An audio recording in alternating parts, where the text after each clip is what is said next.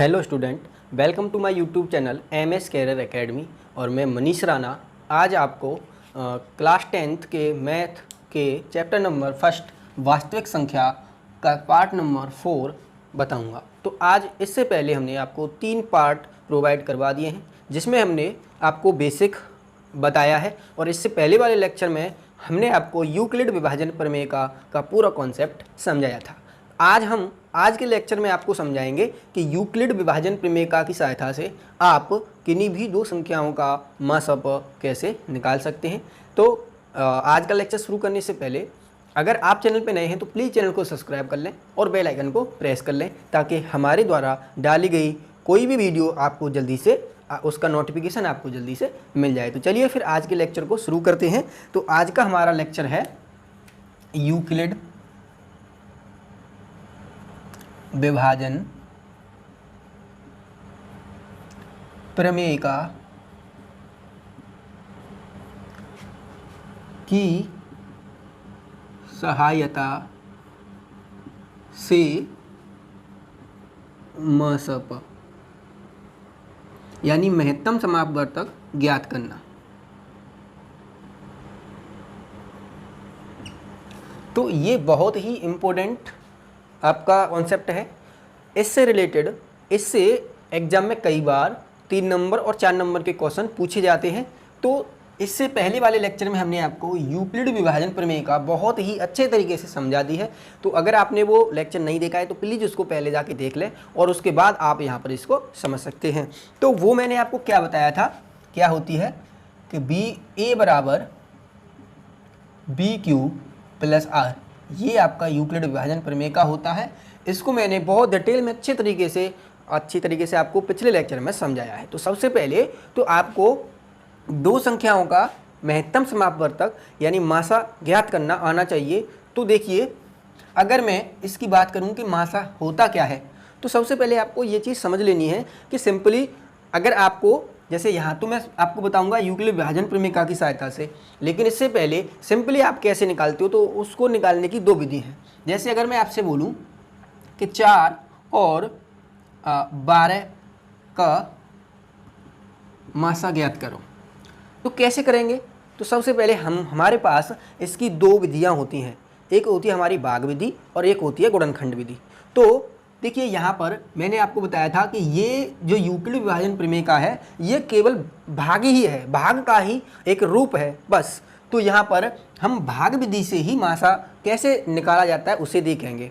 तो देखिए, यहाँ पर क्या होता है, जब 2 संख्याएं आपको दी गई हों, उनका मासा आपसे पूछा गया हो, तो आप क्या करेंगे, भाग विधि से बताता हूँ मैं, भाग विधि से। तो देखिए, हम क्या करते हैं कि बड़ी वाली संख्या में छोटी वाली संख्या से भाग लगाते हैं। तो देखिए, यहाँ पर बड़ी वाली संख्या 12 है और छोटी वाली संख्या कितनी है, 4 है। तो देखिए, यहाँ पर जब मैं 4 से 12 में भाग लगाऊंगा तो कितनी बार जाएगा, 3 बार, 3 चौके 12 और यहाँ पर मिला शेषफल 0। तो यहाँ पर आपको ये चीज़ समझ लेनी है कि जब भी शेषफल 0 होगा तो उस समय आपका जो भी भाजक होगा वही आपका मासा होगा। तो इसका मासा क्या हो जाएगा, 4 और 12 का मासा क्या हो जाएगा, 4 हो जाएगा। अभी मैं आपको एक और एग्जांपल दे देता हूँ। जैसे मान लीजिए 2,17, इसका आपको मासा ज्ञात करना है। तो सबसे पहले हम क्या करेंगे, भाग विधि से निकालेंगे, भाग विधि से। तो देखिए, क्या मैंने बताया कि छोटी वाली संख्या में बड़ी वाली संख्या से भाग लगाना है। तो 17 में हम 2 से भाग लगाएंगे तो 2 8 16, यहाँ पर शेष कितना मिला, 1। देखिए, अभी मैंने यहाँ पर शेषफल 0 था, मेरा जब शेषफल 0 था तब मैंने भाजक को उसका उन दोनों संख्याओं का क्या बताया था, मासा बताया था। यहाँ पर शेषफल 0 नहीं है, तो इस समय आपका ये वाला जो भाजक है ये आपका मासा नहीं होगा। तो नहीं होगा तो क्या करेंगे, इस शेषफल का इस भाजक में पुनः दोबारा से भाग लगाएंगे। तो देखिए, अब क्या होगा, अब 1 दूना 2, तो 2 हो जाएगा और शेषफल क्या मिल जाएगा, 0 मिल जाएगा। तो अभी आपका शेषफल 0 है। तो जिस समय शेषफल शून्य हो उस समय जो आपका भाजक होगा वही उन दोनों संख्याओं का मासा हो जाएगा। तो इसका मासा कितना है? 1। तो आपके अब दोनों इन एग्जाम्पलों के माध्यमों से आप समझ गए होंगे कि हम भाग विधि से मासा किस प्रकार निकाल सकते हैं। तो ये बात आपको अच्छी तरीके से समझ में आ गई होगी। तो देखिए किन्हीं दो संख्याओं का मासा आप भाग विधि से आसानी से निकाल सकते हैं। सबसे पहले आपको क्या करना है कि छोटी वाली संख्या का भाग बड़ी वाली संख्या में लगाना है, और जब तक आप भाग लगाएंगे जब तक उसका शेषफल शून्य न मिल जाए। जैसे यहाँ पर शेषफल कितना मिला? 1, तो 1 का भाग हमने किस में लगाया? इस भाजक में। अगर यहाँ पर भी मान लीजिए शेषफल कुछ आता तो फिर हम क्या करते कि इस शेषफल का भाग इस भाजक में पुनः लगाते, और फिर कहीं ना कहीं 2-3 स्टेप के बाद तो आपका शेषफल शून्य आ जाएगा, और शेषफल शून्य होगा उस समय जो भाजक होगा वही उन दोनों संख्याओं का मासा हो जाएगा। अब हम यूक्लिड विभाजन प्रमेय की सहायता से आपको मासा निकालिए। अब हम इन दी गई संख्याओं का यूक्लिड विभाजन प्रमेय की सहायता से मासा ज्ञात करते हैं। तो देखिए आपके पास क्वेश्चन है कि निम्नलिखित संख्याओं के यूक्लिड विभाजन प्रमेय से मासा ज्ञात करो।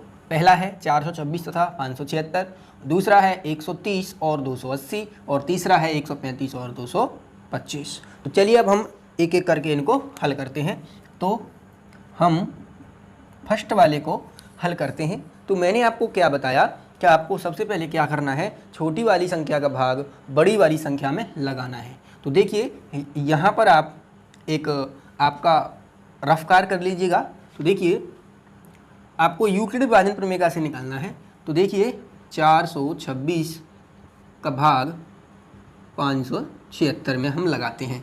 तो देखिए अब यहाँ पर जब मैं यहाँ भाग लगाऊंगा तो एक बार जाएगा, तो कितना आ जाएगा? 426। अब यहाँ पर यहाँ से घटाएंगे तो यहाँ 0, यहाँ 5 और यहाँ पर 1। तो देखिए यहाँ पर शेषफल शून्य नहीं है। तो देखिए मैं क्या लिखता हूँ, यूक्लिड विभाजन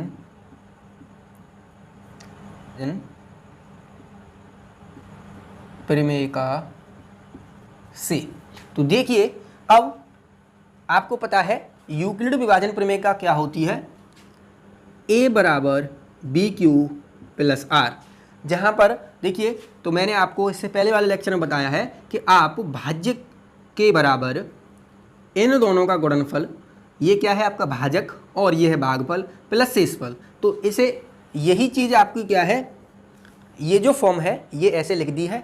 यहाँ पर मैंने आपको पिछले वाले लेक्चर में बताया था कि वहाँ पर ये जो आपका भाज्य है इसे हम बोलते हैं a, और इसे बोलते हैं q भागफल को, और इसे बोलते हैं हम b, और इसे बोलते हैं हम r।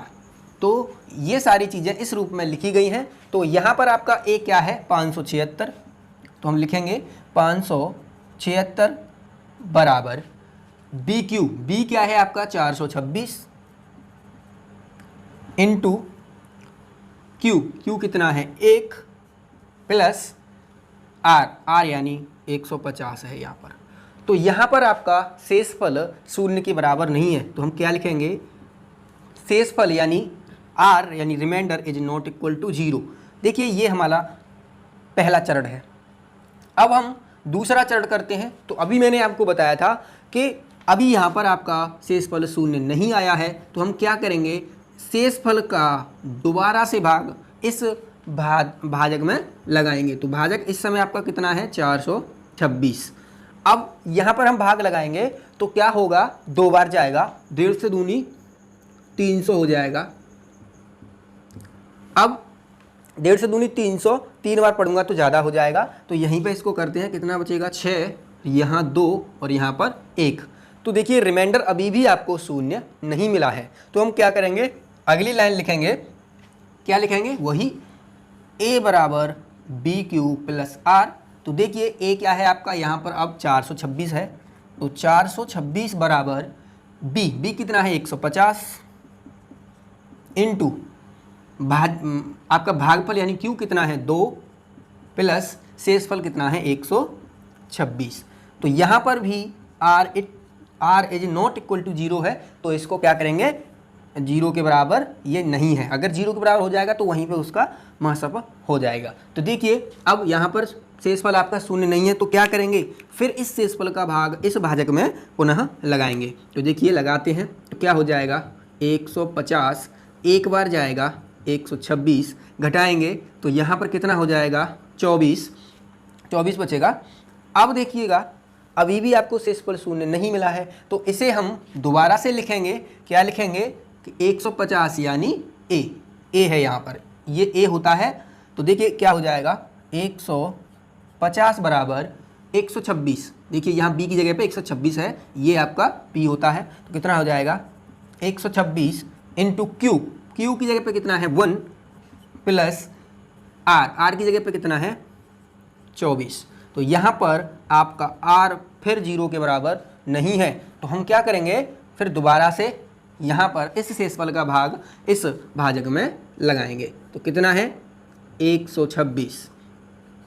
तो देखिए अब हम इसका भाग इसमें लगाते हैं तो देखिए कितना होगा, यहाँ पर 5 बार भाग चला जाएगा। 24 पंजे कितना होता है 120, 24 पंजे 120। अब देखिए यहाँ पर कितना बचेगा, यहाँ पर 6 और यहाँ बस 6 ही बचेगा।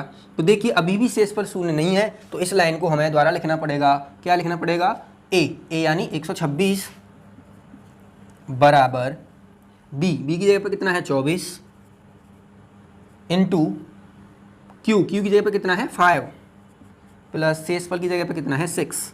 तो यहाँ पर भी शेषफल आपका शून्य नहीं है और शेषफल शून्य नहीं है तो फिर आपका शेषफल का भाग हमें यहाँ पर लगाना है। तो शेषफल का भाग लगाएंगे भाजक में, भाजक है 24 तो 6 चौके 24 और शेषफल मिल गया शून्य।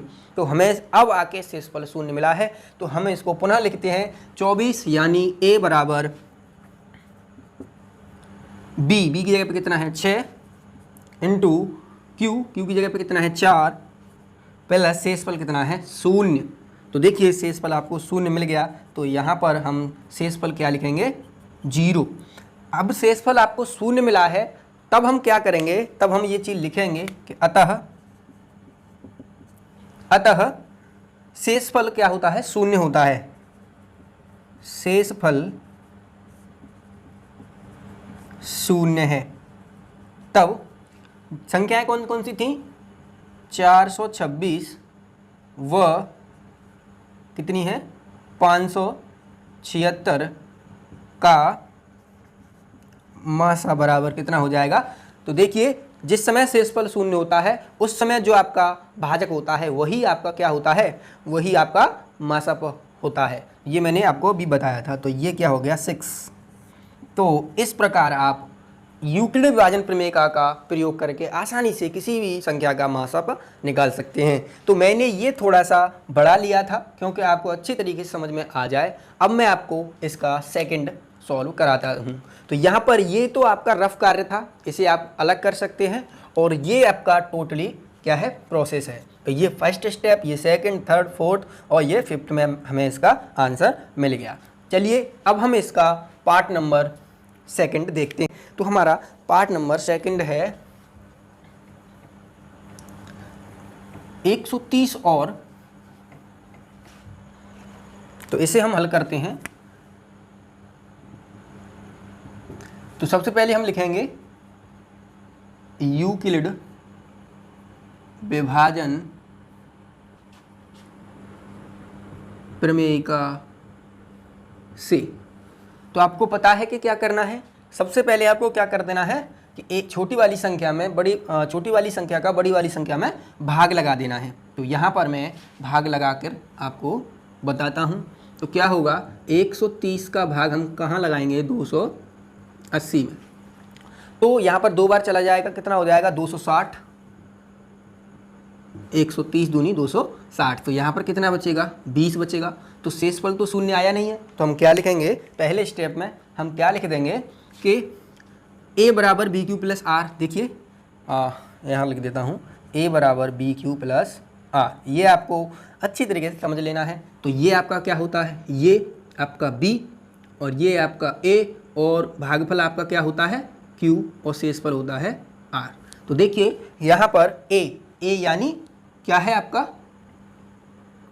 ये 280, तो 280 बराबर देखिए बी क्यू, तो बी कितना है 130 इंटू क्यू, क्यू कितना है यहाँ लिख देता हूँ मैं, आप कन्फ्यूजन में न पड़े, ये आपका क्यू है, तो ये कितना है 2 प्लस शेषफल यानी आर कितना है 20, तो यहाँ पर शेषफल 0 के बराबर नहीं है, इसलिए यहाँ पर मासा नहीं है। तो अब हम क्या करेंगे कि इस 20 का भाग 130 में लगाएंगे, तो मैं थोड़ा इधर लिख देता हूँ, 20 का भाग कहाँ लाएंगे 130 में, तो कितना जाएगा 20 छक्के 120, 20 छक्के 120, तो कितना बचा यहाँ पर 10, तो शेषफल अभी भी शून्य नहीं है, तो हम क्या लिखेंगे कि 130 यानी ए बराबर 130 बराबर क्यू यानी यहाँ पर कितना है 20 इंटू ये तो बी हो गया 20 और क्यू कितना है 6, आर कितना है 10, तो यहाँ पर भी आपका शेषफल 0 के बराबर नहीं है। अब हम क्या करेंगे, यहाँ पर 10 का भाग 20 में लगाएंगे, तो यहाँ पर जाएगा 2 बार और यहाँ मिल जाएगा शेषफल 0।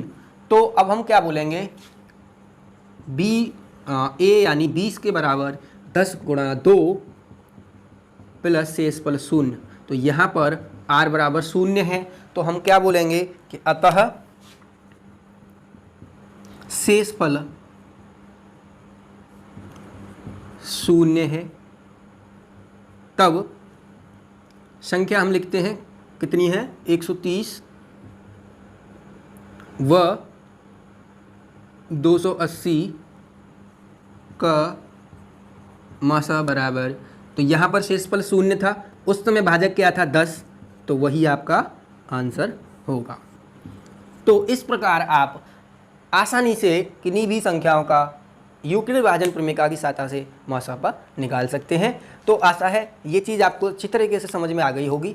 इससे रिलेटेड इस टॉपिक से आपको कई बार 3 या 4 नंबर का क्वेश्चन आपके एग्जाम में पूछा जाता है, तो आज वो आपका क्लियर हो गया होगा। तो देखिए यहाँ पर ये जो तीसरा क्वेश्चन है बहुत सिंपल है, ये मैं आपको होमवर्क देता हूँ, तो इसे आपको सॉल्व करना है और उसका आंसर मुझे कमेंट बॉक्स में बताना है। तो आशा है आज का लेक्चर आपको अच्छी तरीके से समझ में आ गया होगा। तो अगर आप अच्छी तरीके से हमारे चैनल से तैयारी कर लेते हैं तो आपको आगे कोई भी दिक्कत नहीं आएगी। आप हमारे साथ तैयारी करते रहिएगा और हमें सपोर्ट भी करिएगा। अगर आपको लेक्चर से रिलेटेड कोई भी इशू है तो आप उसे कमेंट बॉक्स में मेंशन कर सकते हैं। कोई भी सजेशन देना चाहते हैं तब भी कर सकते हैं, मैं उसे सुधारने की, या मुझसे कोई हेल्प मांगना चाहते हैं तो मैं उसे ज़रूर करूँगा।